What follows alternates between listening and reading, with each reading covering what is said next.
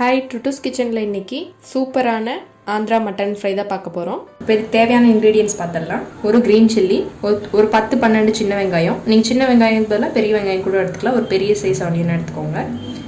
1.5 spoon coriander powder, 1 spoon மிளகாத்தூள், 1 spoon Kashmiri chilli powder, 1/2 lemon juice, 1 teaspoon போல் pepper, ஒரு 1/2 teaspoon போல் சோம்பு, தேவையான அளவு கொரியாண்டர், ஒரு 4-5 பல் பூண்டு, ஒரு சின்ன துண்டு இஞ்சி. அவ்வளோதான். இது இப்போ எப்படி பண்ணுறதுன்னு பார்க்கலாம். இந்த டிஷ் பார்த்திங்கன்னா பண்ணுறது ரொம்ப ஈஸி. இன்க்ரீடியன்ஸும் கம்மி தான், ஆனால் ரொம்ப டேஸ்ட்டாக ஸ்பைஸியாக சூப்பராக இருக்கும். நான் இன்றைக்கி 300 கிராம் மட்டன் எடுத்திருக்கேன். ஃபஸ்ட்டு மட்டனை நல்லா வாஷ் பண்ணிக்கணும். வாஷ் பண்ணிட்டு ஒரு குக்கரில் மட்டனை ஆட் பண்ணி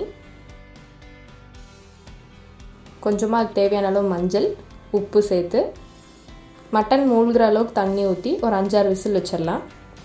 உங்கள் வீட்டில் நீங்கள் மட்டனுக்கு எவ்வளோ விசில் வைப்பீங்களோ அத்தனை விசில் விட்டுக்கோங்க.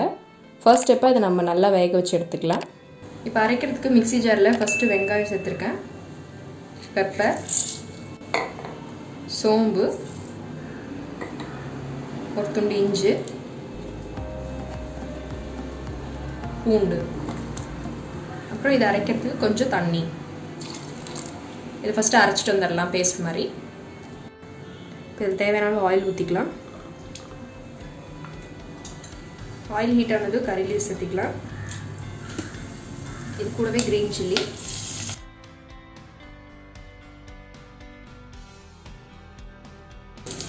இது கூடவே நம்ம அரைச்சி வச்ச பேஸ்ட் சேர்த்துடலாம்.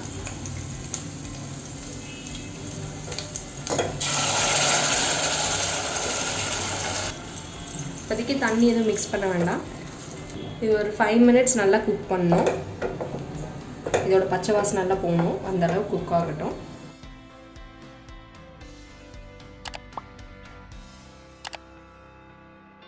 மசாலாவோட பச்சை வாசனை நல்லா போய் நல்லா குக் ஆகிருக்கு. நல்லா எண்ணெய் ஒன்று சேர்ந்து வந்துருக்கு பாருங்கள், தண்ணியெல்லாம் ட்ரை ஆகிட்டு. இப்போ இந்த ஸ்டேஜில் நம்ம மசாலா ஆட் பண்ணிடலாம். இப்போ இது கூடயே காஷ்மீரி சில்லி பவுடர். இப்போ நீங்கள் இந்த காஷ்மீரி சில்லி யூஸ் பண்ணலன்னா நீங்கள் நார்மல் மிளகாத்தூள் இன்னும் கொஞ்சம் ஜாஸ்தியாக போட்டுக்கோங்க. இது நார்மல் மிளகாத்தூள். நான் சும்மா கலருக்காக காஷ்மீரி சில்லி எடுத்துருக்கேன். கரம் மசாலா ஆப்ஷனல் தான், இருந்தால் போட்டுக்கோங்க, இல்லைன்னா ஸ்கிப் பண்ணிடுங்க. கூட கொரியாண்டர் பவுடர், இது நல்லா பரட்டிக்கலாம். சிம்லேயே வச்சுக்கோங்க, மசாலா கரிஞ்சிடாமல் இருக்கணும். இப்போ இதுக்கு கொஞ்சம் நம்ம விழுதெல்லாம் அரைச்சோம்ல, வெங்காயம், பூண்டு, இஞ்சி எல்லாம், அதில் இருக்க தண்ணி கொஞ்சம் ஊற்றி கொதிக்க வைக்கலாம். மசாலா போட்டு லைட்டாக பரட்டிட்டோம். ஒரு 2 நிமிஷம் எடுத்தோடனே தண்ணி ஊற்றுனீங்கன்னா அந்த மசாலாவோட பச்சை வாசனை அப்படி இருக்கும். நம்ம பவுடர்லாம் போட்டோம்ல, அதோட வாசனை. இப்போ பாருங்கள், போடும்போது இருந்த விட இப்போ கலர் கொஞ்சம் ப்ரௌனாக மாறி இருக்குது. இந்த டைமில் நம்ம இதை அலசி ஊற்றிக்கலாம். இதில் இது ஒரு 2 நிமிஷம் போல் கொதிக்கிட்டோம். பாருங்கள், தண்ணியில் ட்ரை நல்லா மசாலா மிக்ஸ் ஆகிடுச்சு. இந்த டைமில் நம்ம சால்ட் ஆட் பண்ணிக்கணும்.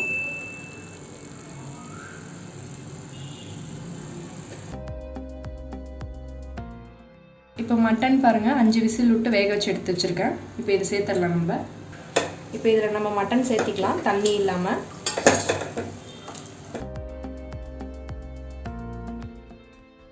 இது ஒரு 300 கிராம்ஸ் மட்டனு. இது நீங்கள் வேக வைக்கிற தண்ணி கொஞ்சம் ஜாஸ்தியாக இருந்துச்சுன்னா நீங்கள் அது சூப்பாக கூட யூஸ் பண்ணிக்கலாம், நல்லாயிருக்கும்.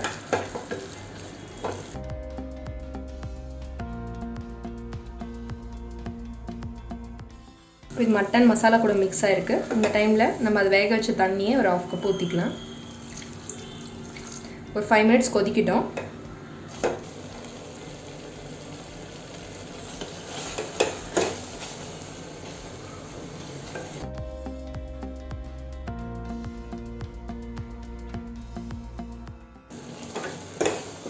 குழம்பு நல்லா கொதிச்சு ட்ரை ஆகி நல்லா மிக்ஸ் ஆகிருக்கு பாருங்கள் எல்லாமே.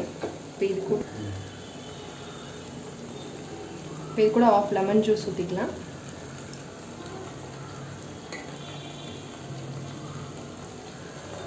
இது மேலே கொஞ்சம் coriander,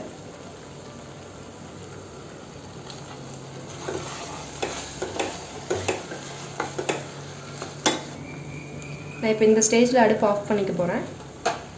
Andhra mutton fry ready ஆயிடுச்சு. நான் இன்றைக்கி சப்பாத்தி கூட சாப்பிட போகிறோம். அதனால் கொஞ்சம் செமி கிரேவி டைப்பில் எடுத்திருக்கேன். உங்களுக்கு ஃபுல்லாக ட்ரையாக ஃப்ரை மாதிரியே வேணும்னா இன்னும் ஒரு 5 மினிட்ஸ் விட்டிங்கன்னா நல்லா ட்ரையாக இருக்கும்.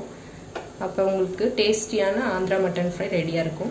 நீங்களும் இந்த ரெசிபியை ட்ரை பண்ணி பாருங்கள். ட்ரை பண்ணி பார்த்துட்டு எனக்கு கமெண்ட்டில் சொல்லுங்கள். தேங்க்யூ.